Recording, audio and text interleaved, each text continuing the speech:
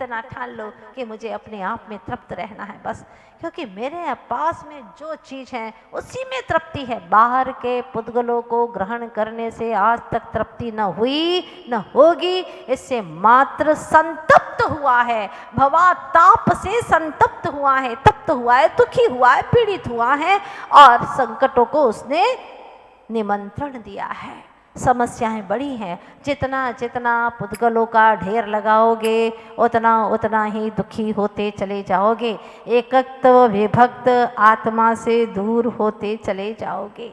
तो सुख कहाँ है? अपने भीतर में, मत देखो बाहर में। कैसे न देखो, आंखें जो मिली हैं, आंखें मिली हैं पर आंखों से देखता नहीं है, देखने वाला तो कुछ और है, देखनहारा कोई और है। अगर आंखें देखती तो शव को भी देखना चाहिए था। देख सकता है क्या? बड़ा शौकीन था मोबाइल का, घंटों देखता था, लेकिन मर गया बेचारा। मोबाइल पड़ा है उसका, दिखा दो, नहीं देख सकता। आंखें तो है ना, आंखें तो है, लेकिन देखने वाला चला गया। इसीलिए आचार्य कुंद कुंज स्वामी कहते हैं, विश्वास कर, इस सारे संसार में एक तू ही अपने लिए प्रेम पात्र है, तेरा प्रीति का पात्र तू ही है। अपने आप से इतना प्यार कर, इतना प्यार कर कि दूसरों को तुझे देखने की इच्छा ही ना हो। जब आप किसी से प्रेम करते हो तो दूसरों को प्रेम की नज़र से देखना भी पसंद आता है क्या उसे? बोलो ना। नहीं, क्या मजाल कि तुम किसी को प्रेम की नज़र से देख लो। अपनी चेतनात्मा, अपने क्या एक स्वरूप से इतना प्यार करो, इतना प्यार करो, इतना प्यार करो कि तुम किसी से भी राग कर ही ना सको, एक पल के लिए भी राग न कर सको। और जब राग ही नहीं तो द्वेष कहाँ से होगा? एक से राग तो अनेकों से द्वेष होता है। इसीलिए हे चेतनात्मन, तू अपने आप से इतना प्रेम कर, क्योंकि तू तेरे लिए प्रेम करने के योग्य है। जो सदा तुझे साथ देता है, थोड़ी सी देर साथ देता है, उसे तो तू प्रेम करता है। और जो अनादि काल से तेरा साथ दे रहा है, ऐसा ज्ञान स्वरूप आत्मा, तेरा अभिन्न मित्र, उससे प्रेम क्यों नहीं करता? जरा सोचना आप। 24 घंटे हाजिर है तुम्हारे सामने वो तुम्हारा ज्ञान, तुम्हारे अनंत गुण, उन मित्रों से प्रेम नहीं करते हो तुम? क्या हो गया तुम्हें? कहा है, बहुत अच्छी पंक्तियां हैं। भला जो देखन मैं चला, भला न मिलिया को, जो देखा निज आत्मा, मुझसे भला न कोई, हो आत्म मुझसे भला न कोई। भला जो देखने को चला तो मुझसे भला तो कोई नहीं मिला। अपने अंतर में डुबकी लगा तो तुझे दिखाई देगा। ए तस्व नंबू नवरी, लेकिन वो सुलभ नहीं है, बहुत दुर्लभ है। सुलभ होता तो अभी तक तो उसे हासिल कर लेता, लेकिन बहुत दुर्लभ है। कैसे? देखते हैं।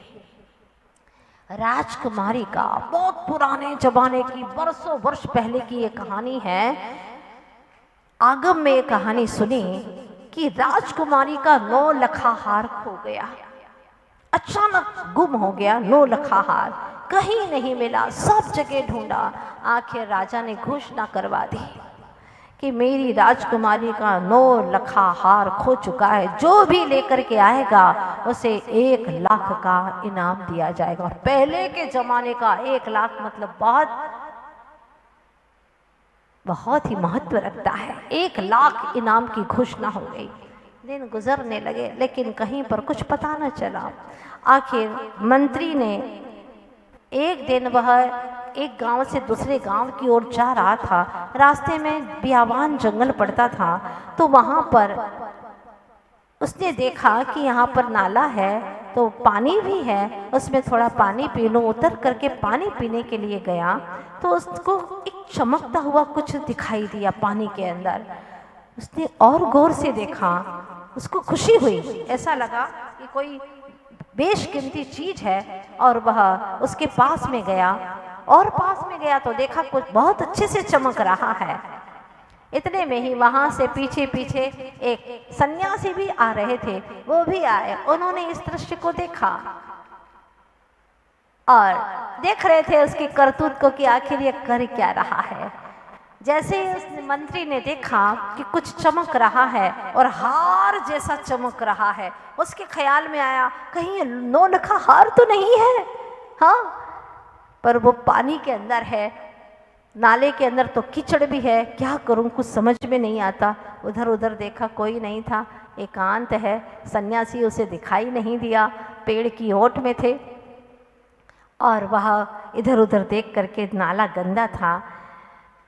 पहले तो उसने लकड़ी डाली लंबी सी और उसको उठाना चाहा, लेकिन जैसे ही वह पानी हिला तो हार देखना ही बंद हो गया। अब तो दिख ही नहीं रहा है। वह चुपचाप देखता रहा। फिर पानी जैसे शांत हुआ, फिर उसने देखा कि हार चमक रहा है, मतलब यह है कि बहुत गहराई में है, ऐसे नहीं आएगा।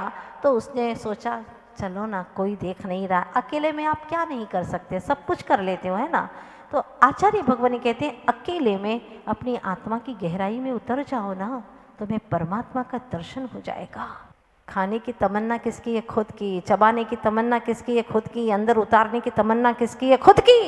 ये इच्छाओं पर जब तक अंकुश नहीं लगाएगा तब तक अनंत संसार में भटकता रहेगा। धन्य है वो जिनसेन आचार्य, छोटी छोटी उम्र में कई आचार्य भगवंतों ने संयम को धारण कर लिया, भावलिंगी शुद्धोपयोगी संत हो गए।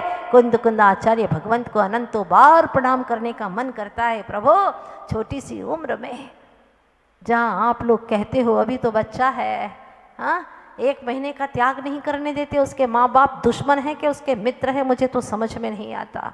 अगर बच्चा चाह भी लेके मैं 1 साल का त्याग कर दूंगा तो माँ गुस्से से आंख करके दिखाती है, पिता कहता है, ये इशारा करता है, मैं देखती रहती हूँ, क्या बोलूँ, मुझे समझ में आता है कि ये तो नरकगामी जीव है ही और बच्चे को भी ले डूबेंगे, ये तो पत्थर की नाव है ही और बच्चे को भी उसमें डुबा देंगे। सबके बिना चल सकता है, ज्ञान के बिना नहीं चल सकता।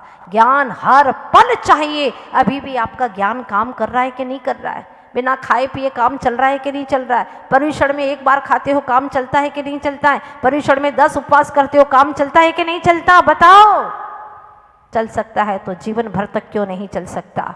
चलो ठीक है, एक टाइम देना पड़ता है, इसकी सामर्थ्य नहीं है, आप 2 बार देना पड़ता है। 2 कितना दोगे? दिन में भी दोगे, रात में भी दोगे? कितना खिलाओगे? काम भोग बंध की कथाओं से, काम भोग और बंध से आप सुपरिचित हो गए, और कितना कर्मों का बंध करोगे, कितना भटकोगे? अब तो अपने आपे में आओ चेतन, कुछ तो भगवान की वाणी तुम्हारे भीतर में आए, चलो बूंद बूंद ही जाए, लेकिन जाने तो दो। तुमने तो ऐसी दीवार खड़ी कर दी है मिथ्यात्व की कि एक बूंद भी अंदर नहीं जाता, तो क्या होगा? कई पुरुषार्थ करके इस मनुष्य भव में, मनुष्य आयु को प्राप्त करके उत्तम कुल जैन कुल में आए हो, अगर यहाँ पर भी कुछ न कर पाए, कर तो देते माता जी, लेकिन हम कर देते अगर ऐसा होता तो। अगर क्या, मर जाते तो कर देते ऐसा? मरने के बाद करोगे तो क्या करोगे? सोचते ही रहोगे तुम। कर तो देते मगर, कर तो देते किंतु, हाँ, ये क्या बात है? ये अपने आप को धोखा दे रहे हैं, अपने आप को आप बर्बाद कर रहे हैं। कुंद कुंद स्वामी यही बात कहते हैं। एक बार गाथा को भावों से पढ़िएगा। शुद्ध परिचिदानुभूता सर्वस्वी काम भोग बंध कहा, एयत सुवलंभो नवऋण सुलहो विहतस। है काम भोग विधि बंधन की कथाएं, भोगी सुनी बहुत की पर ये व्यथाएं। क्या कह रहे? ये सब व्यथाएं हैं। भोगी सुनी बहुत की पर ये व्यथाएं, एकत्व की निज कथा सुखदा केली, अत्यंत दुर्लभ करो उस संग खेली, अत्यंत दुर्लभ है ये कथा। बस उसी संग में अब केली करना है, उसी के साथ में क्रीड़ा करना है, निज आत्म तत्व के साथ में केली कर सकूं, मुझे और कुछ नहीं चाहिए। जगाओ अपने स्वाभिमान को, जगाओ अपने भीतर की चेतना को और कह दो मुझे एक भी परद्रव्य की कोई जरूरत नहीं है, मैं रह सकता हूं अपने आप में। जिस दिन तुम्हारे अंदर ये जागृति आएगी, समझ लेना तुम सच में जिन कुलीन हो, स्वाभिमानी हो। ये कोई स्वाभिमान की बात थोड़ी ना है, मुझे तुम्हारा धन नहीं चाहिए, हाँ मैं सब कुछ कमा लूँगा, ये कोई स्वाभिमान वाली बातें नहीं है। पर धन ही तो इकट्ठा कर रहे हो ना, और जो पर धन को इकट्ठा करता है वह कौन है? बोल दो। चोर है, तस्कर है, जो पर द्रव्य को हड़प रहा है। इसलिए तुम्हारा कोई अधिकार नहीं है पुद्गल द्रव्य के जड़ धन को इकट्ठा करने का। ये सब तस्करी का काम है, छोड़ दो। ऐसी शुभ मुहूर्त, शुभ वेला तुम्हारे जीवन में आए कि सबकी यह तस्करी छूट जाए, सबकी ये तस्करी छूट जाए। कुंद कुंद महाराज कह रहे हैं, हाँ एक भी पुद्गल परमाणु को ग्रहण न करना पड़े। ऐसी शुभ पवित्र दशा कब आएगी प्रभु? वो सिद्धत्व दशा जिसको मैं रोज प्रणाम करता हूँ, जो सिद्ध हैं, अतुल अव्यय सौख्य धारे, ऐसे अनंत सिद्ध भगवंतों को प्रणाम करता हूँ।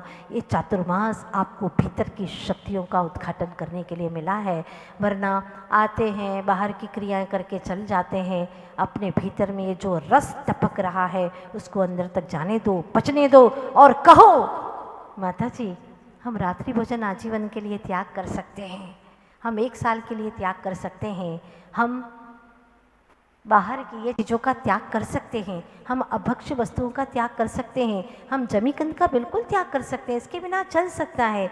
जब अनंत अनंत सिद्धों को चला साधु दशा में, सज्जन दशा में, सम्मिक्त्व की दशा में, तो हमें क्यों नहीं चलेगा? हमें भी चलेगा, चलेगा नहीं दौड़ेगा, हम करेंगे। अभी सुषुप्त चेतना जागृत हो रही है, अभी कर जाओगे तो कर जाओगे, फिर सो गई तो कुछ न कर पाओगे। इसलिए जगाओ अपने आप को, हर दिन आगे बढ़ो कदम दर कदम। कल भी कहा था ना मैंने आपसे, 1 कदम आगे बढ़ता 2 कदम पीछे हटता। एक एक कदम करते करते जहाँ दिठो तहाँ पिठो, जहाँ पिठो तहाँ दिठो, यही मोक्ष को चिट्ठो, मोक्ष की चिट्ठी बांच लो। जैन कुल मिलने का मतलब है सिद्धों की चिट्ठी मिल चुकी है, अरहंतों की चिट्ठी मिल चुकी है। जैन कुल पाने का मतलब यही है। और चिट्ठी मिलने के बाद में भी बाँच करके भी तेरे गले न उतरे, हृदय में न उतरे, तो समझ लेना तो बहुत दुर्भागी है, बदकिस्मत है। जागो चेतन, हो चैतन्य चिदानंद धाम, जानन देखन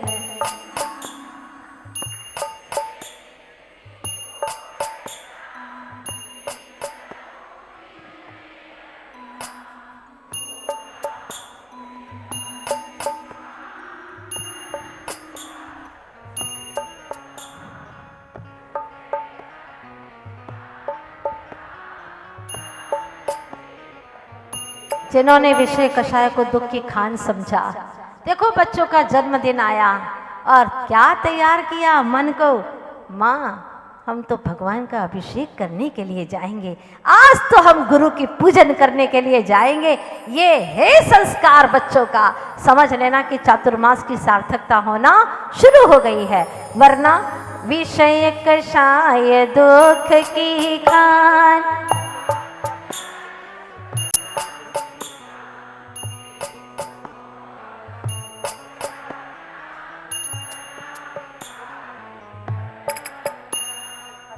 चैतन्य चिदानंद धाम,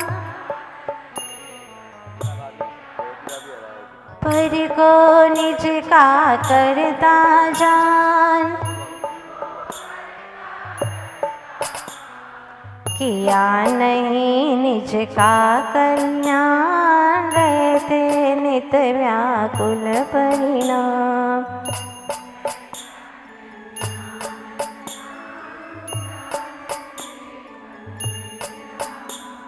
समय सार का करके पार।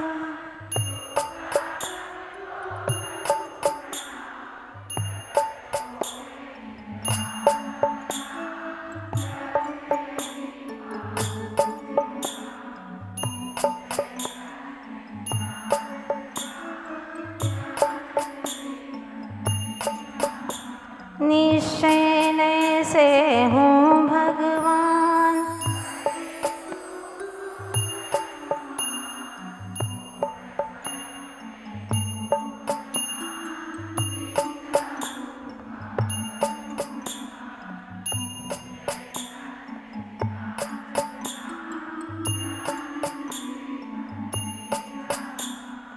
चौबीसों तीर्थंकर भगवान की, आचार्य गुरुवर्ष विद्यासागर जी महाराज की